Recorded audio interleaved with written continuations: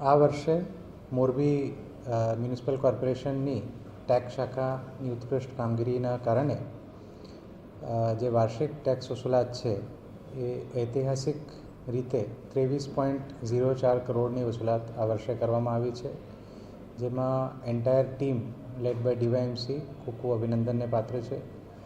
અત્યાર સુધી જે હાઈએસ્ટ વસૂલાત થઈ હતી એ 14.81 કરોડની થયેલી હતી, જેના સામે આ વર્ષે 23.04 કરોડની વસૂલાત થયેલી છે.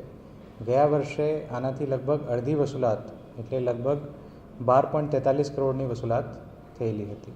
તો લગભગ આ વર્ષે ડબલ વસૂલાત કરવામાં આવેલી છે.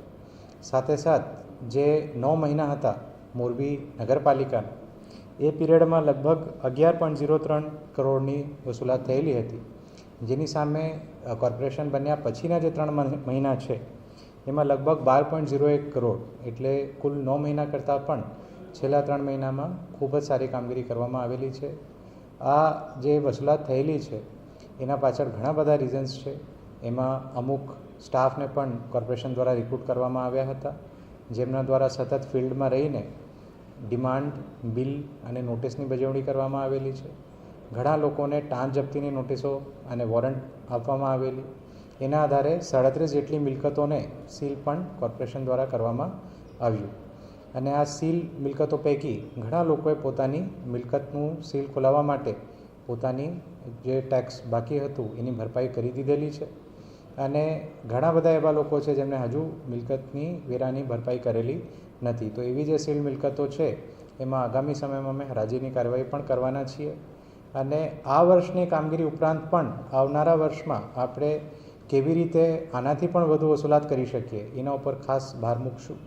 અને આ જે 23 કરોડ છે એનાથી અમે સંતોષ માનવાના નથી, બિકોઝ જે કુલ જે અસેસમેન્ટનું ટાર્ગેટ છે એ લગભગ 65 કરોડનું હતું.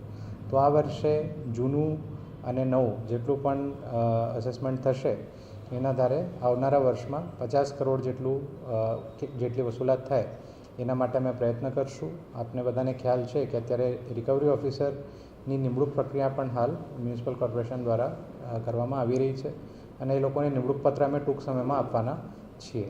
તો એ લોકો ઝડપથી જ દરેક વોર્ડમાં એક રિકવરી ઓફિસર આવી જશે.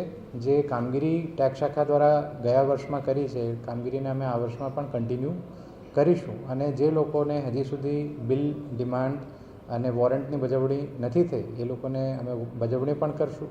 સીલિંગની જે કાર્યવાહી છે એ પણ અમે કન્ટિન્યુ કરશું. સાથે સાથ જેટલા પણ લોકોના હજુ વેરો બાકી છે એ બધાને પણ હું જણાવવા માગું છું કે હવે નવા વર્ષમાં 10% ટેક્સ રિબેટની જોગવાઈ છે જે લોકો વહેલું ટેક્સ ભરતા હોય છે. તો આ બધાને મારો આગ્રહ છે કે આપ લોકો વહેલામાં વહેલું આપનું ટેક્સ ભરી દો. એવું નથી કે 31 માર્ચ સુધી જ ટેક્સ ભરવાનું થાય. અત્યારે જો આપણે ટેક્સ ભરીશું તો એમાં 10% રિબેટ આપણને મળી શકશે. સાથે સાથ અસેસમેન્ટ ઉપર પણ આ વર્ષે ખાસ ભાર મૂકવામાં આવશે, બિકોઝ અત્યારે જ્યારે રિકવરીની કાર્યવાહી અમે કરી તો અમારા ધ્યાન ઉપર આવ્યું કે ઘણી બધી મિલકતો એવી છે જેનું અસેસમેન્ટ પ્રોપર નથી. ઘણી એવી મિલકતો છે જે આજથી કદાચ 20-25 વર્ષ પહેલાં અસેસ થયેલી છે અને એમાં પ્લોટ્સ બોલતા હોય, બટ આજની તારીખમાં ત્યાં કદાચ કન્સ્ટ્રક્શન થઈ ગયું હોય, અમુક જગ્યાએ પ્લોટિંગ થઈ ગયેલા હોય. તો એનું પણ પ્રોપર અસેસમેન્ટ થાય જેનાથી જે સાચી આવક કોર્પોરેશનને થઈ શકે એનું અમને અંદાજો આવે, એ પણ અમે આ વર્ષમાં કરશું. સાથે સાથ રાજ્ય સરકારશ્રીની ગ્રાન્ટમાંથી અમે એક GIS બેઝડ મેપિંગનું પણ ટેન્ડર ટૂંક સમયમાં કરવાના છે, જેમાં જેટલી પણ મિલકતો છે એ GIS આધારિત તમામ મિલકતોનું મેપિંગ થઈ જશે. અને તમામ મિલકતમાં કેટલી મિલકત એવી છે જે હજુ અસેસ થયેલી નથી એનું પણ સેટેલાઇટ મારફત ખબર પડી જશે. અને એ પૈકી ભવિષ્યમાં જ્યારે નોટિસ બજાવવા માટે કાર્યવાહી કરવાની થશે તો એનું પણ રૂટ ગૂગલ મેપ આધારિત કે જે મેપના સોફ્ટવેર હોય છે એના આધારિત રૂટ પ્લાનિંગ પણ થઈ શકશે, જેથી સ્ટાફનું પણ સમય બચશે અને ઘણું બધું વહીવટી સરળતા પણ આપણને મળશે. રજાના દિવસે પણ સતત કામગીરી ચાલુ રાખવામાં આવેલી અને અમારા સ્ટાફ જે છે લગભગ રાતના 2 વાગ્યા સુધી બેસતા હતા. જ્યાં સુધી કોઈ પણ અરજદાર અહીંયા અમારી કચેરીમાં હતા ત્યાં સુધી અમારી ટીમો બેસતી હતી.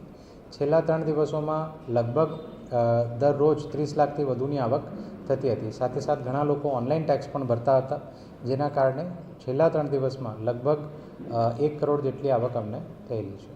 સાથે સાથ આવતા વર્ષમાં પણ હું બધાને વિનંતી કરવા માગું છું કે ઈ-નગર ઉપર આપ પોતે પણ ટેક્સ ભરી શકો છો. અને અત્યારે સિન્સ ખૂબ જ લોડ વધારે હતું સર્વરમાં, એ કારણે કદાચ સર્વરના અમુક ઇશ્યુઝ રાજ્ય સરકારશ્રીના જે સર્વર છે એમાં થોડા ઘણા ઇશ્યુઝ હતા, પરંતુ હવે આ ઇશ્યુઝ નહીવત થઈ ગયા છે બિકોઝ સર્વરમાંથી લોડ ઓછું થઈ ગયું છે.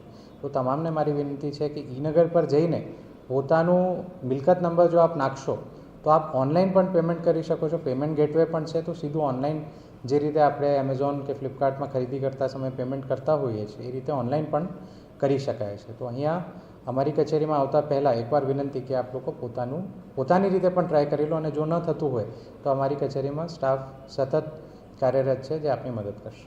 તો જેમ પહેલાં પણ મેં બજેટના સમયે કીધેલું હતું, જે નવી ભળેલી ગ્રામ પંચાયતો છે એમાં આપણે કોઈ ફેરફાર જે છે એમના જૂના વેરામાં એ કર્યું નથી, પરંતુ જે મિલકતો છે એને આ વર્ષે અસેસમેન્ટ કરી અમે અમારું જે ઈ-નગરનું સોફ્ટવેર છે એમાં ચડાવવાના છીએ, જેના કારણે અમે અપેક્ષા રાખીએ છીએ કે આવનારા વર્ષમાં આવક એનાથી પણ વધુ થઈ શકશે.